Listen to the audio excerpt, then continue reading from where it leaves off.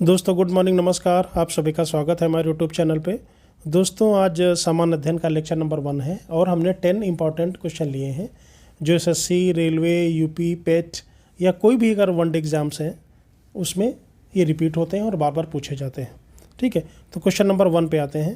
Question number 1 कह रहा है कि तीसरी बौद्ध संगीत का आयोजन किसके शासनकाल में हुआ है। ठीक है, तो ये क्वेश्चन आपको दिया गया है। तो सबसे पहले आप एक नोटबुक ले लीजिए कि जो मैं बोल रहा हूँ उसको नोट डाउन कर लीजिए। ठीक है, तो यहाँ से एक क्वेश्चन बनता है आपका कि चूँकि यहाँ पे क्वेश्चन की बहुत सारी वैरायटी हैं कि पहली बौद्ध संगीत का आयोजन कहाँ हुआ था, दूसरी का कहाँ हुआ था, उस समय राजा कौन थे, उस समय अध्यक्ष कौन थे। ठीक है, तो यहाँ पे थोड़ा सा हम डिटेल में बात करेंगे। 4 बौद्ध संगीतों का आयोजन किया गया था। ठीक है, तो पहली कहाँ पे हुई थी? राजगृह में, दूसरी वैशाली में, तीसरी पाटलिपुत्र में और चौथा कुंडलवन कश्मीर में। ठीक, तो जो पहली बौद्ध संगीत हुई थी राजगृह में वो अजातशत्रु के शासनकाल में हुई थी, दूसरी कालाशोक के शासनकाल में हुई थी, तीसरी अशोक के शासनकाल में हुई थी और चौथी कनिष्क के शासनकाल में हुई थी। तो तीसरी बौद्ध संगीत का आयोजन अशोक के शासनकाल में हुआ था। ठीक है, तो इस हमने पहला क्या बताया? पहला बताया हमने अजातशत्रु, दूसरा कालाशोक हो गया, तीसरा अशोक और जो चौथी बौद्ध संगीत हुई थी वो कनिष्क के शासनकाल में हुई थी। ठीक है, तो आपको 2 चीज़ें पहले याद रखनी है कि राजगृह, वैशाली, पाटलिपुत्र और कुंडलवन कश्मीर। तो ये 4 आपके प्लेस हो गए।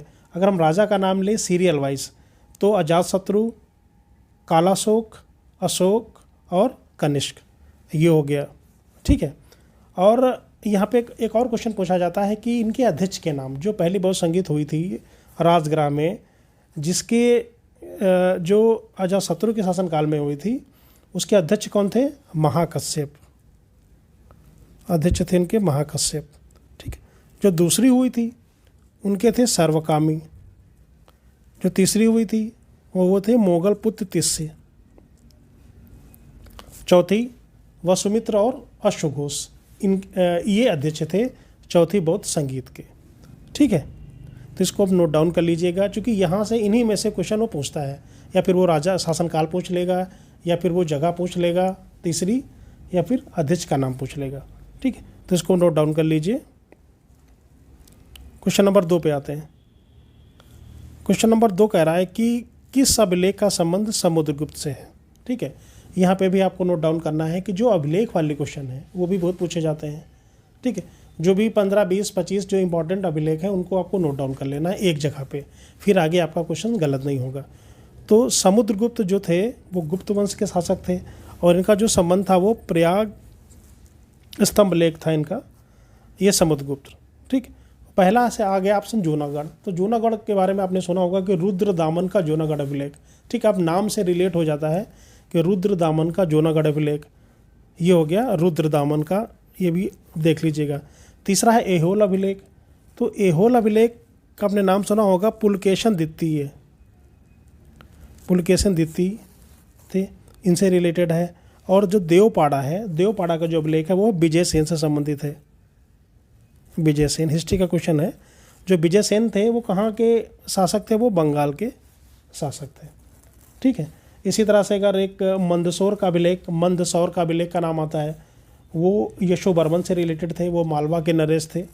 और ग्वालियर का जो अभिलेख है वो प्रतिहार नरेश थे, भोज। तो ये चीज़ आप नोट डाउन कर लीजिए, वेरी इंपॉर्टेंट क्वेश्चन हैं ये। क्वेश्चन नंबर 3 पे आते हैं। तीसरा कह रहा है कि कौन सा स्थल सतलज नदी के किनारे है। ठीक है, तो ये जो हड़प्पा वाले जो स्थल हैं, जो कई सारे स्थल हैं वहाँ पे सिंधु घाटी सभ्यता से रिलेटेड, जो भी आपको 12-15 हैं वो आपको नोट डाउन कर लेने हैं। तो उसमें ये क्वेश्चन ऐसे ही पूछता है कि यहाँ पे आपको कम से कम 3 ऑप्शन आपको आने चाहिए कि कौन सा स्थल सतलज नदी के किनारे है। ठीक है, तो पहला जैसे अगर बात करें हम मोहनजोदाड़ो की, तो मोहनजोदाड़ो जो मूवी आई थी वो आपने देखी होगी, तो वहाँ पे आपको पता ही होगा कि सिंधु नदी का जिक्र है उस मूवी में। तो जो मोहनजोदाड़ो वो सिंधु नदी के किनारे है।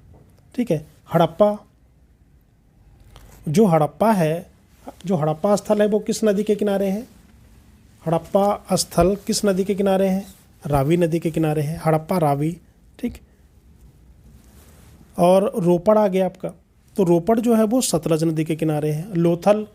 लोथल भोगवा नदी के किनारे है। ठीक है, तो यहाँ पे आपको हड़प्पा रावी नदी के किनारे, मोहनजोदाड़ो तो सिंधु नदी, ठीक है, और लोथल वो भोगवा नदी के किनारे है। अब इसके अलावा ये भी पूछ लेता है कि हड़प्पा की खोज किसने की, ये भी पूछता है भाई। तो ये भी आपको एक जगह पे ही नोट डाउन करना है, दयाराम साहिनी आपका नाम आता होगा। फिर मोहनजोदाड़ो राखालदास बनर्जी, रोपड़ यज्ञदत्त शर्मा, और जो लोथल है वो रंगनाथ राव। ठीक, तो ये चीज़ पहले पूछ लेता है कि ये कहाँ पड़ते हैं और उनसे रिलेटेड नदी और स्थल की खोज किसने की। ठीक है, तो ये भी आपको याद रखना है। ये नहीं कि ये नाम नहीं पूछा जाता है, बहुत पूछा जाता है। वो भी ये मिलान में पूछता है कि ठीक है, ये पूछ लेगा कौन सा सुमेलित नहीं है या कौन सा सही नहीं है। ठीक, तो मिलान करके वो दे देगा और आपको देखना है। आगे बढ़ते हैं। क्वेश्चन नंबर 4 कह रहा है कि निम्न में से कौन सा विकल्प सही नहीं है। इनमें से 3 सही हैं, 1 गलत है। तो ये क्वेश्चन बहुत बार पूछा जाता है, मिलान वाला। ठीक, तो आप एक जगह पे नोट डाउन करेंगे, जो भी 15, 20, 25, 30 जो भी मंदिर हैं, जो भी टेम्पल हैं, इंपॉर्टेंट टेम्पल हैं, उनको आप नोट डाउन कर लीजिए जो आपको नहीं आते हैं। ठीक, तो यहाँ पे जो क्वेश्चन है वो कह रहा है कि कंदरिया महादेव, तो कंदरिया महादेव तो खजुराहो में है, बहुत बार क्वेश्चन पूछा जाता है।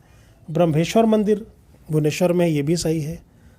ये जो आपका लक्ष्मण मंदिर, ये उड़ीसा में नहीं है, ये है आपका खजुराहो में। ठीक है, ये खजुराहो में है। और गुडेश्वर जो मंदिर है वो महाराष्ट्र में है। ठीक, तो इसको हम नोट डाउन कर लीजिए। जैसे नाम आ जाता है लिंगराज मंदिर, लिंगराज मंदिर कहाँ है, ये भी भुवनेश्वर में है। और एक दशावतार मंदिर का नाम आता है, बहुत पूछा जाता है दशावतार, तो वो आपका देवगढ़ में है, यूपी में है। तो देवगढ़ का दशावतार मंदिर बोला जाता है। तो ये चीज़ आप नोट डाउन कर लीजिए। क्वेश्चन नंबर 5 पे आते हैं। क्वेश्चन नंबर 5 कह रहा है कि परमार्थ संप्रदाय के संस्थापक कौन थे या कौन है। ठीक है, तो कुछ संप्रदाय हैं, उनको आपको नोट डाउन कर लेना है। तो इससे क्या होगा, ये जो छोटे छोटे क्वेश्चन हैं जो आपको लगता है कि हम कहाँ से पढ़ें, हमको नहीं मिल रहा है, वो गलत नहीं होंगे। तो उसको आपको एक जगह पे नोट डाउन करना है कि जब आप एग्ज़ाम देने जाएंगे तो आराम से आपका रिवीजन हो जाएगा। एक दिन में आपका जो भी आपने ये सब छोटी छोटी चीज़ें आपने कलेक्ट की हैं, उसका आराम से रिवीजन हो जाएगा। ठीक, तो जो परमार्थ संप्रदाय के संस्थापक हैं उनका नाम है रामदास। ठीक, तो ये आप नोट डाउन कर लीजिए। तो इनकी एक पुस्तक भी है जो मैंने देखी है, कई बार पूछी गई है। इनकी जो पुस्तक का नाम है वो है आपका दास बोध इनकी पुस्तक का नाम है। आ गया रामानुज। तो रामानुज, पहली चीज़ जो रामानुज जी हैं वो उनका जो संबंध है वो वैष्णव संप्रदाय से रिलेटेड है। ये भी पूछा जाता है कि रामानुज का जो किस संप्रदाय से संबंधित है, तो वैष्णव संप्रदाय। और इनकी जो एक पुस्तक है ब्रह्मसूत्र, वेरी इंपॉर्टेंट है,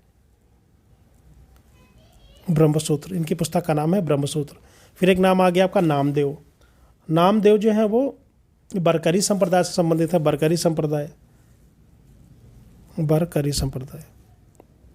तो यहाँ पे आपके 3 से 4 क्वेश्चन आपके तैयार हो गए। तो ये चीज़ आपको नोट डाउन कर लेना है। अगर कुछ छूट रहा है तो मैं बोल रहा हूँ, आप दोबारा वीडियो देख लीजिएगा, उसको नोट डाउन कर लीजिएगा। ठीक है, क्वेश्चन नंबर 6 पे आते हैं। क्वेश्चन नंबर कह रहा है कि कौन सा पुरस्कार संस्कृत क्षेत्र में दिया जाता है। देखिए, तो पहला आपका बोरलाग पुरस्कार, आपने पढ़ा होगा कि जो नॉर्मन बोरलाग से रिलेट कर लीजिए। सीधे आगे आपका कृषि के क्षेत्र में दिया जाता है। ठीक, ये कृषि के क्षेत्र में दिया जाता है 57 से, ये नहीं होगा। फिर आगे आपका भटनागर पुरस्कार विज्ञान के क्षेत्र में दिया जाता है, ये दिया जाता है आपका 57 से, सॉरी ये दिया जाता है आपका 73 से, एक बार देख लीजिएगा। और नॉर्मन जो बोरलाग पुरस्कार है वो 73 से दिया जाता है। फिर आपका वाचस्पति जो पुरस्कार आता है वो दिया जाता है आपको संस्कृत साहित्य के क्षेत्र में। हाँ, थोड़ा सा इंपॉर्टेंट है, आप नोट डाउन कर लिएगा 92 से। फिर आगे कबीर पुरस्कार, कबीरदास के बारे में तो आपको पता ही है कि वो सामाजिक सद्भाव के क्षेत्र में कबीर पुरस्कार दिया जाता है। ठीक, क्वेश्चन नंबर 7 पे आते हैं। क्वेश्चन नंबर 7 कह रहा है कि पंडित भीमसेन जोशी को किस वर्ष भारत रत्न से सम्मानित किया गया? तो इनको 2008 में सम्मानित किया गया था। ठीक, अब बात आती है कि इसको हम कैसे याद करें। तो जहाँ पे जिस वर्ष कम से कम 2 लोगों को या 3 लोगों को भारत रत्न दिया गया है तो उसको आपको जरूर याद रखना है। ठीक, तो क्या होता है, जिनका पहला नाम होता है, जिनमें से जो ज़्यादा पॉपुलर होते हैं उस पर नज़र रहती है हमारी। ठीक है, जो जिनका नाम थोड़ा कम पॉपुलर है वो हम छोड़ देते हैं, वहीं पूछ लिया जाता है। तो 2001 में अगर हम बात करें तो 2001 में लता मंगेशकर और बिस्मिल्लाह खां शहनाई वादक, तो लता जी को दिया गया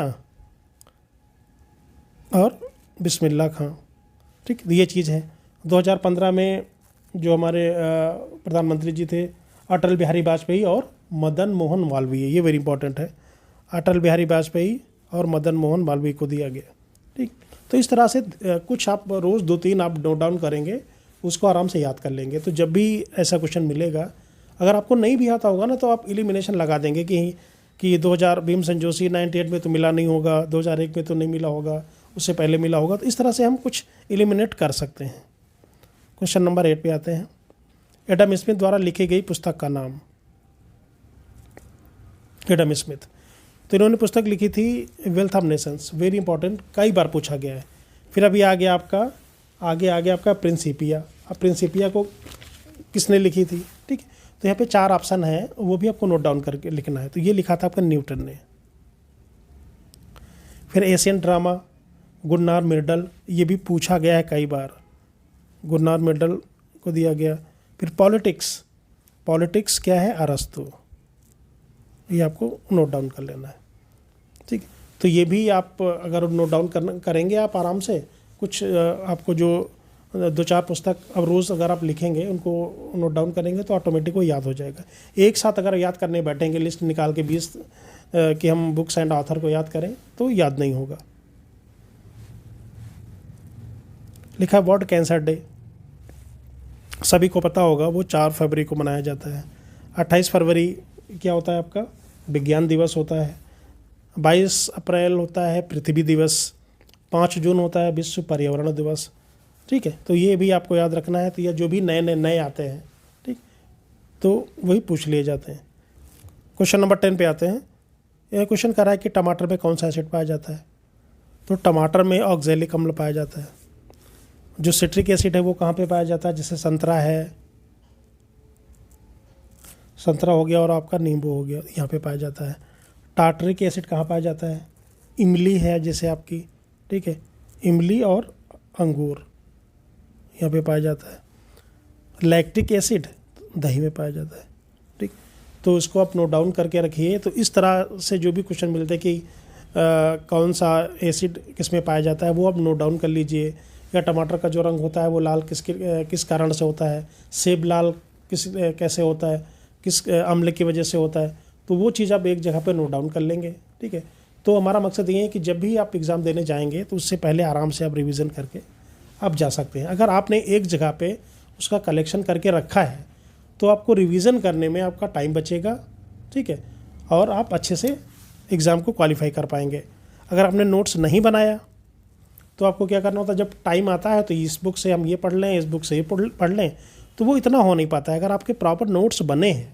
ठीक है, तो इसलिए बोल रहा हूँ कि अगर आपको एग्ज़ाम कम टाइम में क्वालिफाई करना है, अच्छे मार्क्स लाने हैं, ठीक है, तो आपको प्रॉपर नोट्स आपको बनाने होंगे। ठीक है, जो नोट जितने भी टॉपर्स हैं, जिन्होंने भी एग्ज़ाम क्वालिफाई किए हैं, अच्छी पढ़ाई की है, तो उन्होंने नोट्स बनाए हैं। ठीक है, अब ये नहीं कि एग्ज़ाम आ रहा है आप 4 बुक से आप रिवीजन कर रहे हो, नहीं हो पाएगा भाई।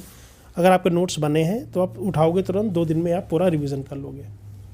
ठीक है, तो थैंक यू सो मच। अगर आपको अच्छा लगा तो प्लीज़ आप कमेंट करके ज़रूर बताएं।